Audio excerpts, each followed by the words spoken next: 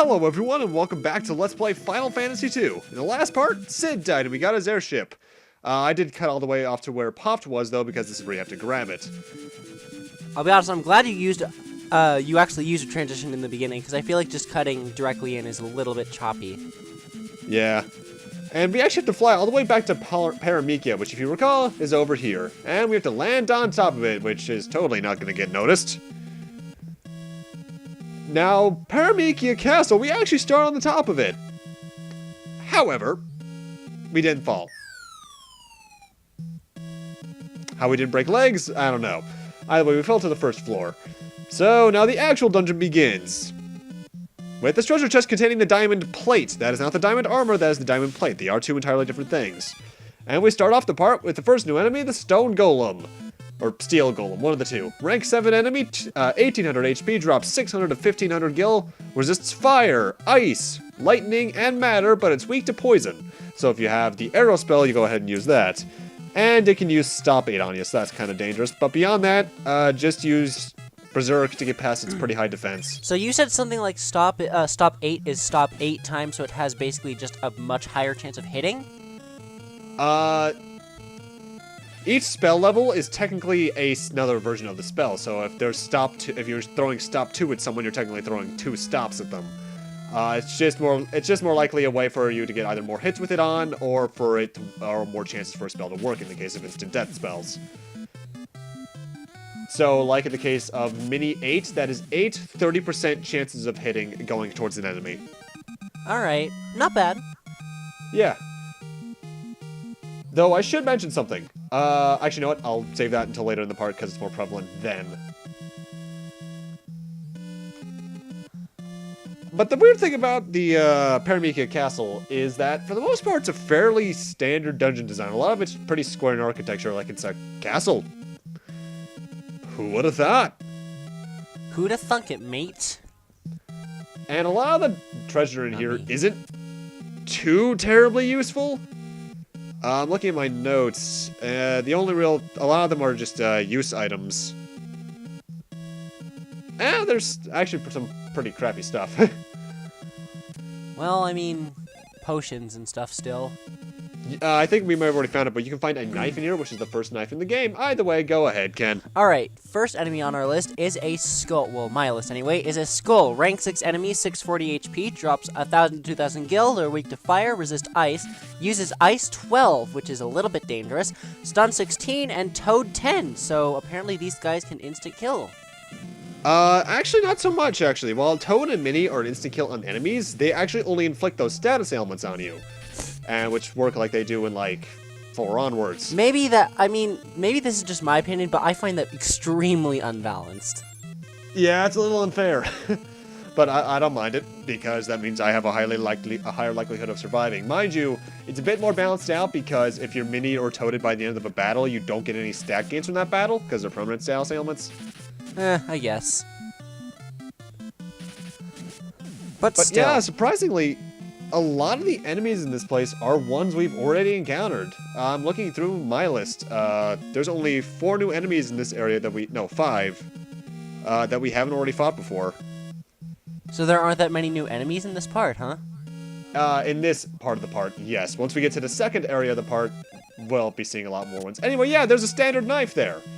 How the hell did the Empire beat us if they only had knives and bucklers, whereas we only had clothes? Then again, they actually had a shield. What if this place is like Ibsen's castle, where up is down, down is up, heaven is hell, hell is heaven, and weak weapons do extreme damage? I hate that gimmick so much. I love it because it gives a change of pace. Ah! The Dark Knights! We haven't seen these guys since the beginning of part 1, and these are the guys that kicked our ass. Rank 6 enemies, 1140 HP, so pretty weak at this point. Drops 1500 to 2000 gil. They can also drop a diamond shield, a Yoichi bow, a hide potion, or a sun sword, and they have no real abilities. The only surprising threat about them was their once high attack of 85. But now, it's your turn to get defeated. Kyle has gotten slightly insane. This is one of the ultimate forms of catharsis to me, because It's also a good way of showing, I guess, player growth throughout the game, because these are the things that one-shotted us at the start of the game. True fact. And now I'm one-shotting them. Oh, how things have turned. Karma is a very sweet thing unless it's biting you in the butt. Yeah. And it probably will once I get to Final Fantasy III, because I've made this game so easy for me. I mean, you haven't been using cheats, so I mean... You have been taking advantage of game mechanics, though, and you should do that with every game. That's the whole thing. That's the whole deal with dominant strategy. Yeah. Yeah, that's the whole deal. And there's also the fact that 3 doesn't really have much of dominant strategy, which is pretty good on its behalf, I suppose. I mean, it's pretty well balanced. 1 didn't really have anything aside from having really broken attack stats if you know how to level yourself up correctly. Huh. 4 doesn't have one. 5 has some for boss fights. That's blue magic. 6 doesn't really have one unless it's Morph and Ultima. Nah. 7, not really. Well, 8, not okay. really. 9, yeah. Okay. I believe this is mine. Next enemy is a Shade. Rank 7 enemy, 3000 HP. Doesn't drop any gil. Contrary to pretty much every enemy I've seen so far.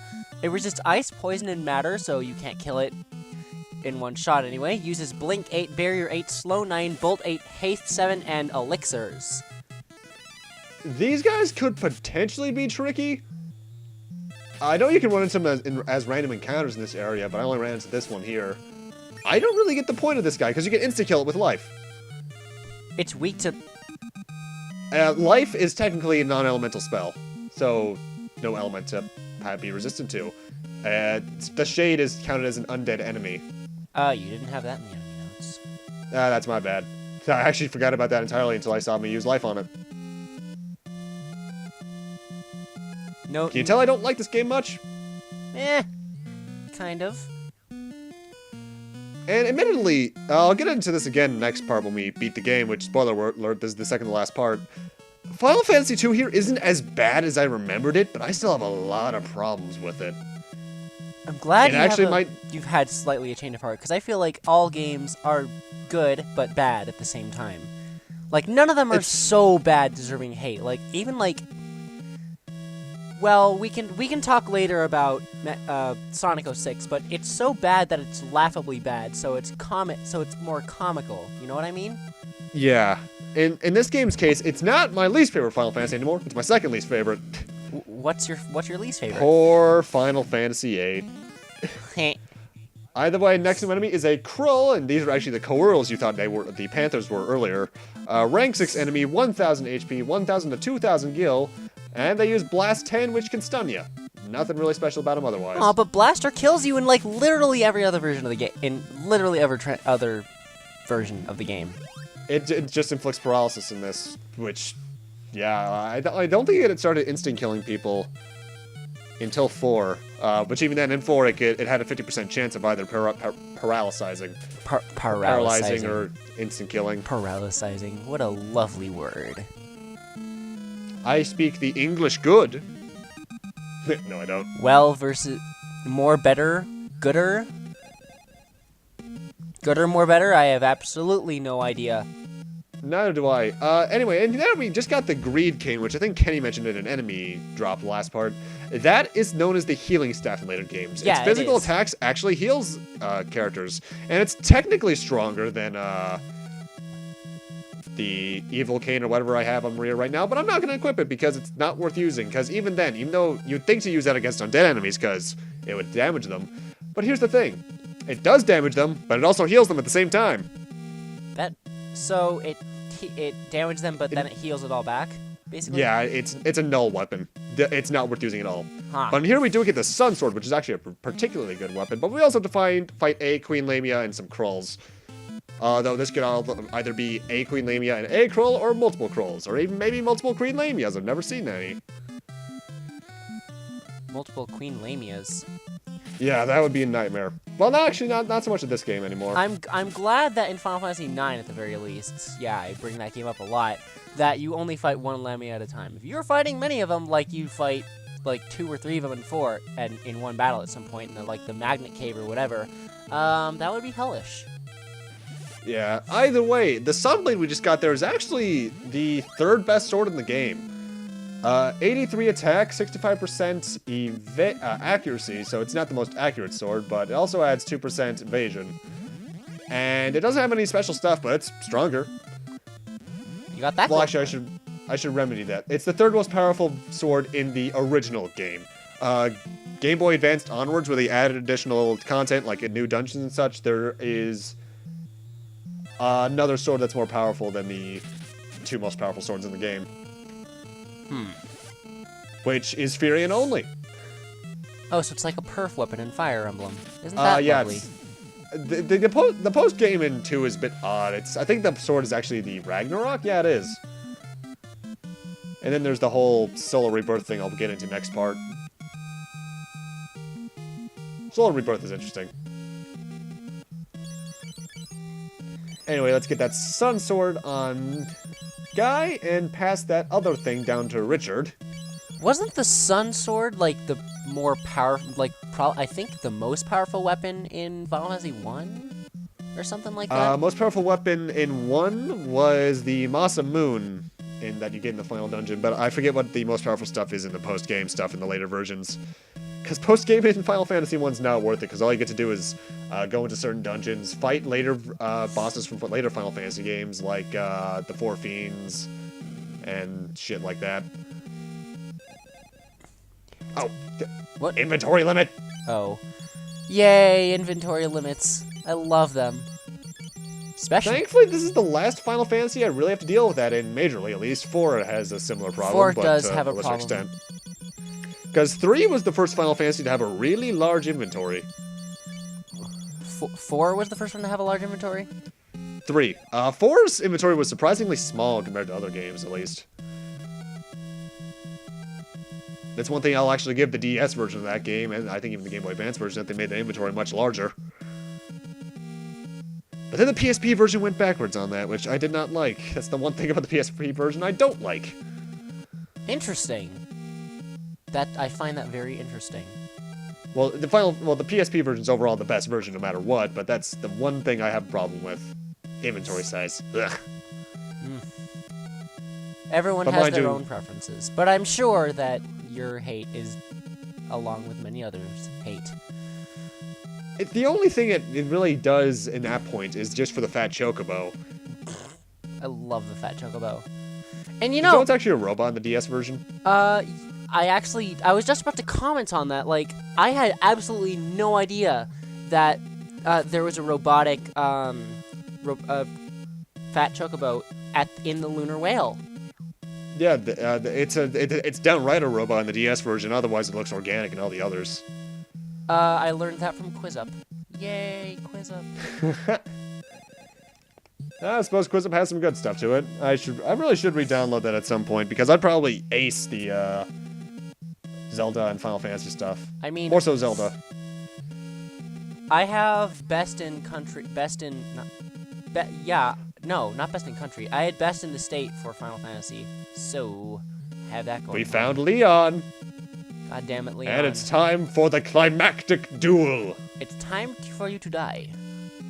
Oh, hi, Maria. Ah, the classic Mega Man X thing. Brother, why must we fight? The classic. And Leon's gone a bit crazy by the looks. Why? Wait, How?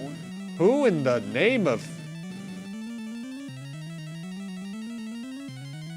Who is this guy?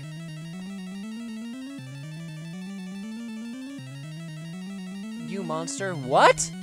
Oh, Hello, Fire. Shadowfire? Random... Yeah, it looks like it. Shadow Flare. Who is this guy? Shadow Flare. It's the Emperor! Back from the dead, somehow. Weird little plotline that's barely mentioned in the NES version. He took down Satan. Say what? Yeah, the Emperor's apparently really powerful, to the point where he took down Satan and conquered hell. Hey, Richard, what are you doing? He's telling us to get on to hear you. Richard? What are you doing? Richard? You gonna fight that guy? Don't die! He dead. He died. I'm crying. And the castle's metamorphosized into a different thing. And Leon really got into different clothes quickly.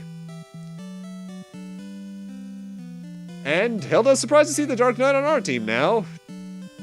And Richard sacrificed himself in order to save us. Though he really didn't need to do that if he could call the Hiryu out of nowhere unless it has a 4-character limit on it. 4-character limit. Oh, like in 5. I forgot about that, actually. Either way, Leon's now under our charge, so now he's finally back in our party for the first time since part 1.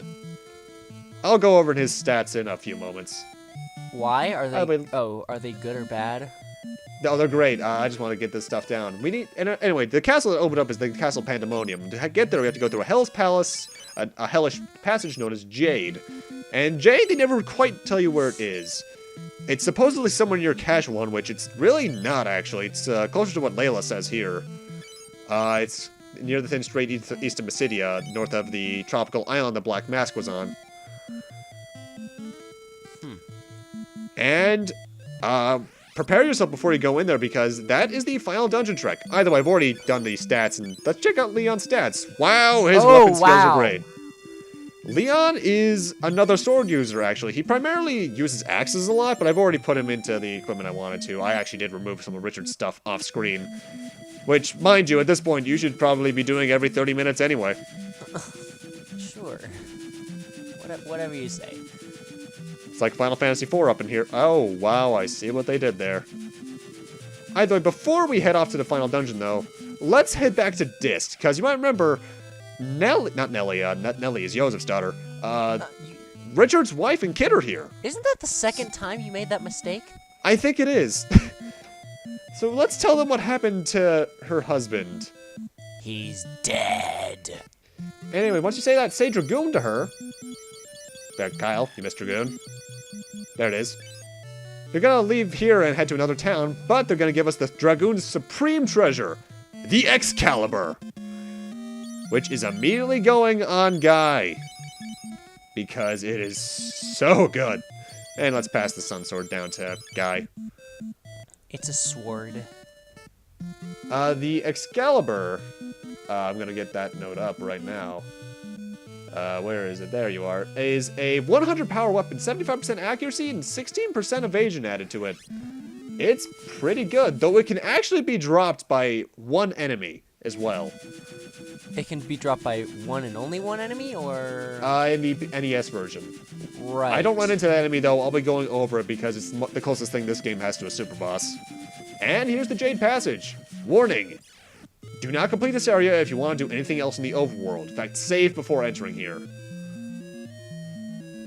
Why? This area leads right into the final area, and you won't have a chance to save in the final area. Either way, Kenny, go ahead. Alright, next enemy is one that Kyle loves in this game, and I also love in Final Fantasy IV. The Abyss Worm. Rank 6 enemy, 1290 HP, drops 1000 to 2000 gil, absorbs fire, and uses Tornado 3. That thing is very dangerous. It's like an arrow spell, from what I know. Tornado 13. That's actually something I should comment on. I've been mentioning that arrow in this game is actually poison elemental. I'm technically right on that. What we know as arrow in this version is actually known as Scourge in later versions. The tornado spell these guys are using is actually supposed to be arrow. However, notice how he didn't say they were resistant to matter?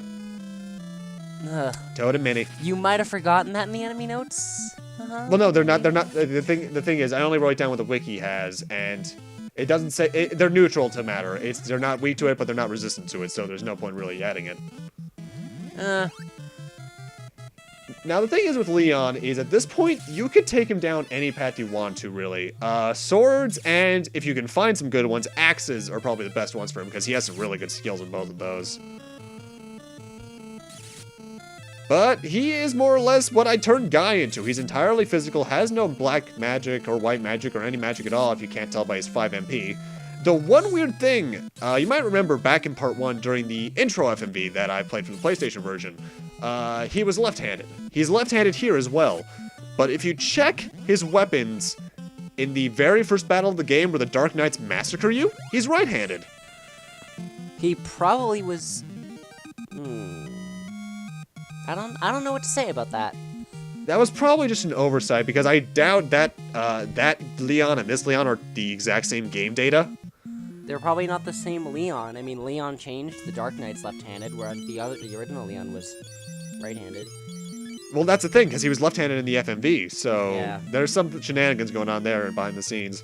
Either way, we just got the diamond cane there. That is the best cane in the game, so put that on a cane user if you have one. I did, so it went to Maria. It is, I think it's actually called the Diamond Mason later game. It's 90 attack, so that's pretty good. 75% accuracy and 2% evade added. Nothing really special, though. I still recommend at this point you keep them weaponless so they can just have higher hit percentages with their spells.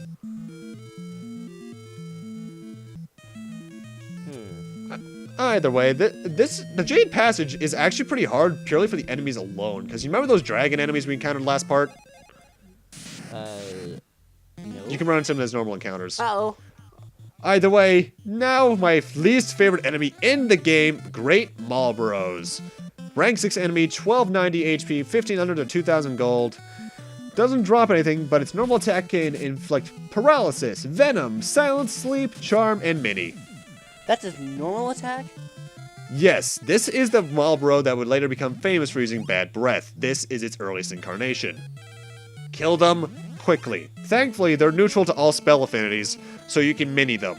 Which, even if I wasn't using the mini spell for the rest of the game, I would use it purely on these guys.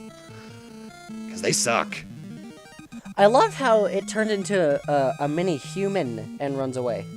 They all do that. Yeah, but it's weird because they're not human. Or are they? Dun, dun, dun. Either way. What's really interesting about them is the priority for what they inflict on you. So it'll go like paralyzed, venom, silent, sleep, charmed, mini, dead. Either way, Kenny, you go first. Okay, next enemy is an ice lizard. A rank 6 enemy, 1000 HP, 600 to 1500 gold, weak to fire, absorbs ice, uses snowstorm 16. Which is more the equivalent to Ice 16 spell. And then there's M-Suckers. Rank 6 rather. 750 HP, 1500 to 2000 gold, weak to Ice. They can use Drain 16, Aspel 16, and their normal attacks may inflict Dumb, which I think is a permanent mute. A permanent mute? Like out... Meaning, yeah, there's... I think it's like... I need to look that up exactly. Amnesia... Yeah, it's the stronger form of silence, so you need to use heal in order to heal it. And go ahead. Okay, next is a salamander. A rank 6 enemy, 1290 HP, drops 1500 to 2000 gil, absorbs fire, weak to ice, uses flame 16, which is probably equal to fire 16. More or less. Yeah. They are nothing really special. Sorry about that little hesitation there. I'm trying to look at the video and I have to keep opening up Skype, so it's a little bit of a pause. So I'll try to keep that open now. But yeah. And the way I just have it is because here's the thing, guys. When it comes to recording these, I actually render them at a lower resolution than I do for the upload version. And the way I have it set up is that I have the window up at the top left of my screen and the notes on the right side. And the next enemy, or boss fight, is a blue dragon. Rank 7 enemy, 3500 HP, 10,000 gil, absorbs lightning, weak to poison. They can drop a dragon armor, holy javelin, dragon shield, fang, or an evil cannon. They can use thunderbolt 16. And if you can get any of those dragon equipments, they're pretty good, especially the dragon shield. It's I think the best shield in the game aside from one we'll get later in this area. However, Mini and Toad. I feel like you shouldn't get any equipment if you do that. Be some kind of forget punishment. you do. By the way, did you get the reference I made there? Slightly. That's a reference to a game and anime, actually, by the name of Blue Dragon. It was a Sakaguchi game made in between Lost Odyssey and Last Story. Artwork by Akira Toriyama. It was for 360 only, and from what I heard and I've played, it's pretty vanilla. Do you like it for how vanilla it is? It's almost kind of boring, honestly. It has a fantastic soundtrack, though. That was the normal battle theme. The boss theme is oddly lyric, but it's a pretty good package overall, I'd say. Lyric as in like 13... Or am I thinking 13-2? 13, because 13... 13-2. Are you sure 13-2?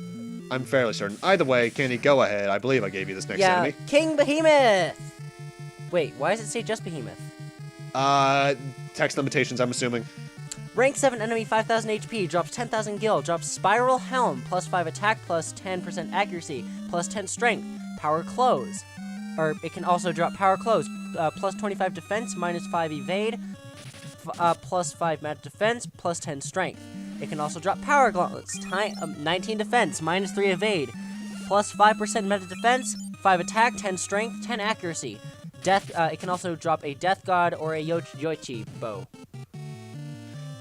This is actually the first boss in the game I recommend you start using the blood swords against, because while 5,000 HP isn't that much in comparison to later Final Fantasies, at this point that's pretty beefy. So the percentage-based damage of the blood swords is really good against him. Plus, he has a pretty high attack stat. I think it's like 150. Yeah, so that's pretty powerful. But I think he's not resistant to Mini or Toad, so you can use that against him too. You didn't do it on him here. That's because I noticed that you were really not liking me not using Mini and Toad on everything. True. So I'm trying to limit my use on that to some extent. You're right, I don't like it. And I'm glad that you're not. But the one thing I'll permit is you using the blood sword on the final boss if that's what you're doing. Yeah. Either way, and here's actually the final shop in the game, a hidden shop that sells some pretty decent magic, but at this point, it's a bit too late to start using it.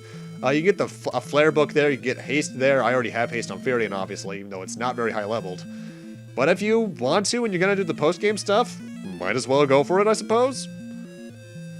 So I don't know, I forget, how does the Game Boy Advance version onwards handle escaping the final area for post-game stuff? Huh. I wish I could answer that question for you. So do I. And here's like the last treasure room in the game. We get the dragon armor, the Aegis shield, and a random counter against Chimera Sphinxes. Or just Sphinxes here. Rank 6 enemy, 1140 HP, 2000 gil.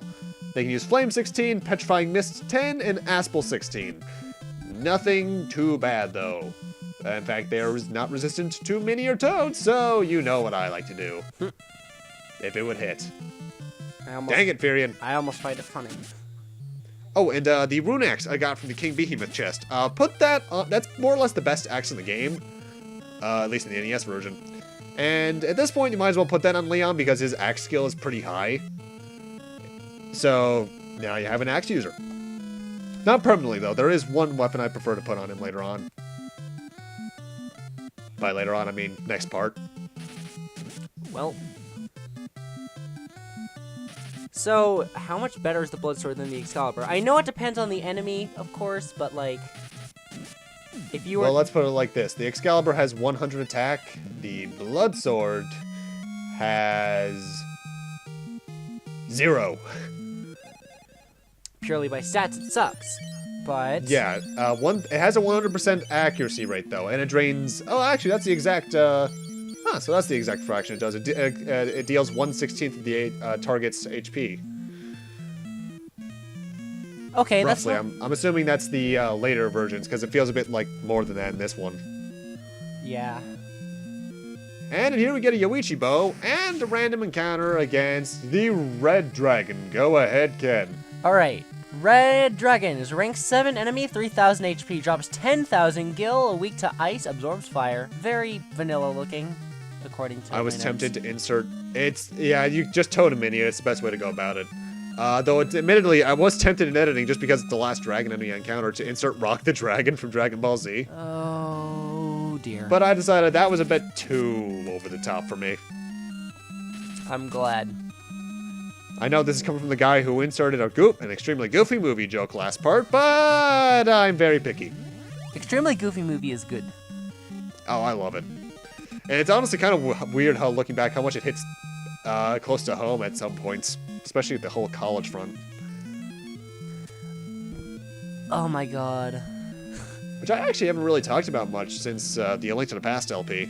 Huh. Anyway, the gate to hell lies beyond this path. Welcome to the final stretch of the area, and at this point, you might as well just put Furion and Maria in the back row, because if you're entering Pandemonium, the final dungeon, you're not going to be coming back out, because there's no way to get out. The exit spell doesn't even work. So, at this point, just put Furion and Maria in the back row, because, well, at least if you have your stats allocated like I do, because they have more than enough HP to survive at this point, likely more than likely. And having them not get targeted means that you can have their weapons and shields not on, meaning you can just throw magic at people. Snipers. Kind of. they do about as many one-shot kills. Eh.